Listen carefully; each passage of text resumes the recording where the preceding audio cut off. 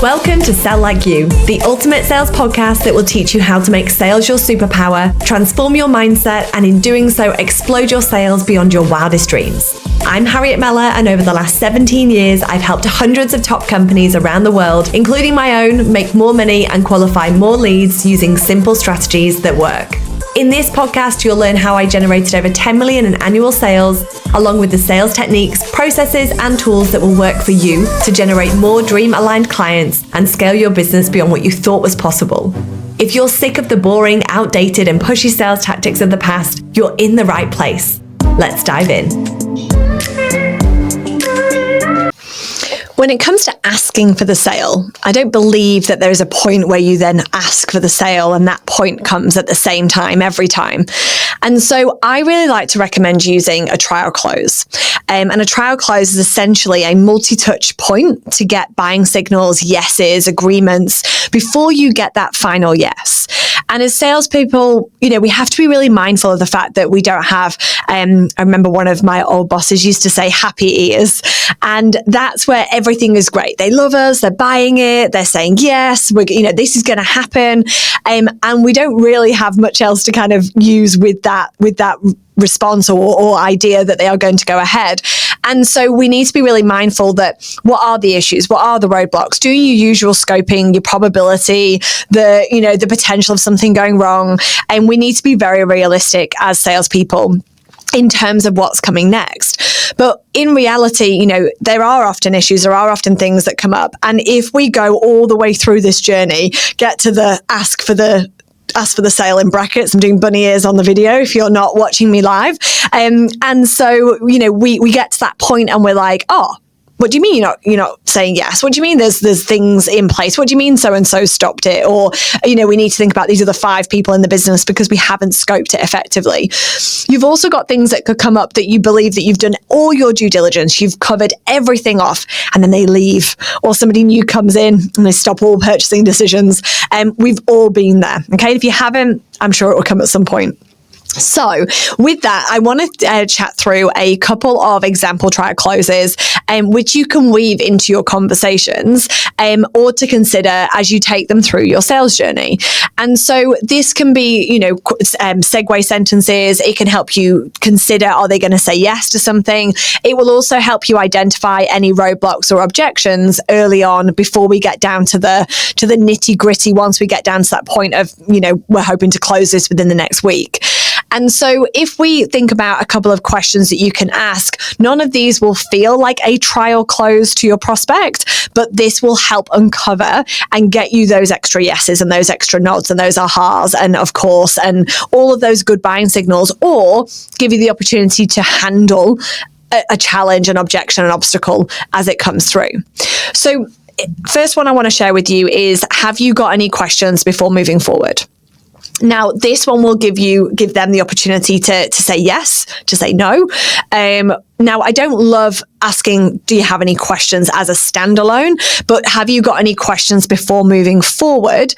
If they say no, then great, we don't have any questions before we move forward. If they say yes, then we can handle those and answer those there and then we can then attach that back too. So have you got any questions before moving forward? No. Okay, awesome. What are the next steps from here? What would you like to see the next steps from here? What does the process look like for you? Okay, we're able to then link that in. Now, if they say yes, they have questions, then at that point, we can then say, okay, awesome. Do you have 20 minutes and we'll work through them now? Do you want to share those with me? When can we go through those? I'd love to, obviously workshop those with you, and you're able to secure that in. At the end of that, then it is awesome. Has that answered all of your questions before we proceed forward, or before we move forward, or before we keep going with this conversation, or before we move into agreement review, a contract review, etc. So all of that will then play a part, and you can get that information up front so that you're not waiting for anything, or something spicy isn't going to come out when you're not expecting it. Now, do you need anything more from me before we go into our next steps? That's a great one, because do you need anything from me before we go into the next steps? Do you need anything from me before we go into scoping? Do you need anything from me before I get the agreement written up for you? Okay, whatever that next step is, do you need anything from me before we do this next step? That will allow you to confirm the next step's happening, but also they've got everything that they need. Okay. Now, the same thing comes in when we look at just a slight segue moment when it comes into scheduling that next step. Now, one of the things I believe in is that every single meeting, call, conversation should have a next step confirmed before you leave them. Okay. That means you're never wondering, is it too soon to call? Is it too late to call? Shall I call Tuesday or shall I call Thursday? Or do you reckon Friday's better? We get on this guessing game because we haven't asked the questions that we should have asked, which will help us determine what needs to come next.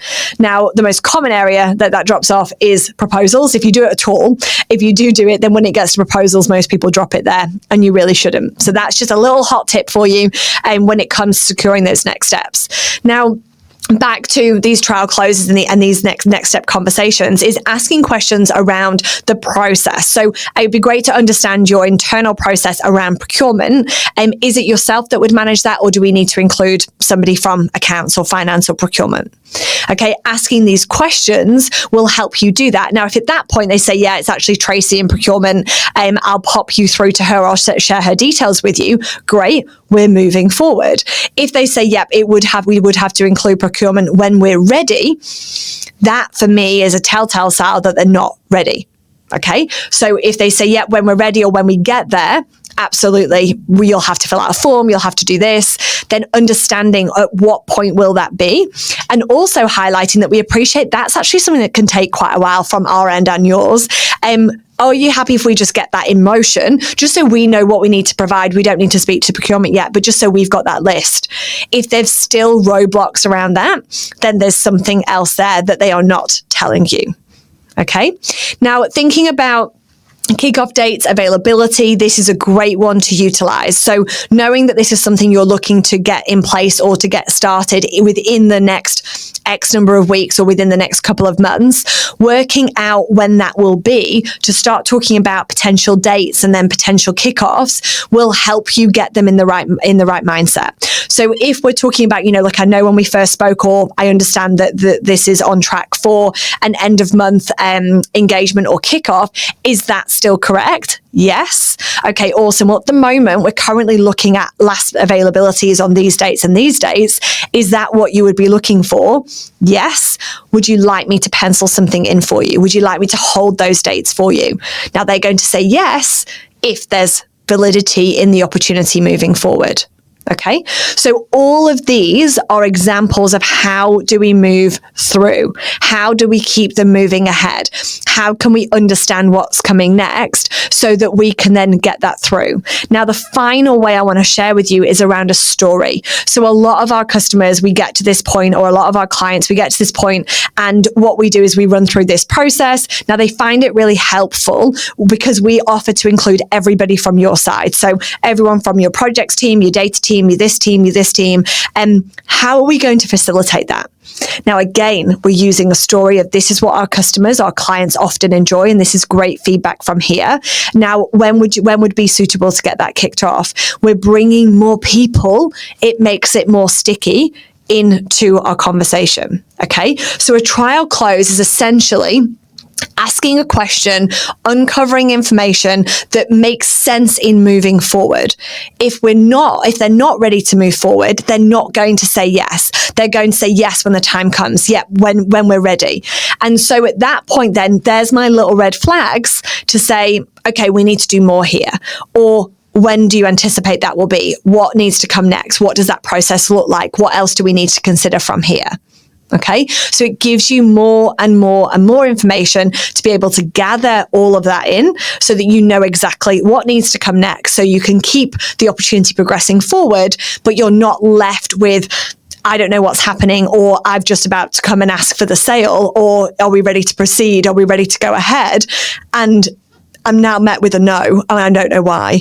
And so all of that needs to be fed back into why, where, how, what's coming next. And all of that will be shown to you without needing to directly ask. It will give us those mini red flags as we go through. So we're never left right at the end going, what the hell happened? And why is this not working for us? Thank you for tuning into the Sell Like You podcast. If you enjoyed this episode, please leave a review and be sure to subscribe to never miss another one.